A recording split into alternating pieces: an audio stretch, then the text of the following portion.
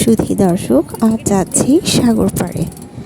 আপনারা দেখছেন সাগরিকা রোড দিয়ে টমটম হয়ে সেই সাগর পাড়ের দিকে নিয়ে যাচ্ছিল রিক্সা, যেটি ভাড়া করেছিলাম আর কি।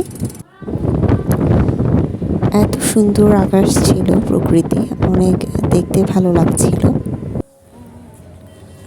এই যে এসেই দেখলাম এখানে একটি ঘাটের মতো, সবাইকে ফলো করলাম, সবাই যেদিকে যাচ্ছে সেদিকে গিয়েই আমরা এই এলাকাটা পেলাম। এখানে অনেক পর্যটক এসেছে।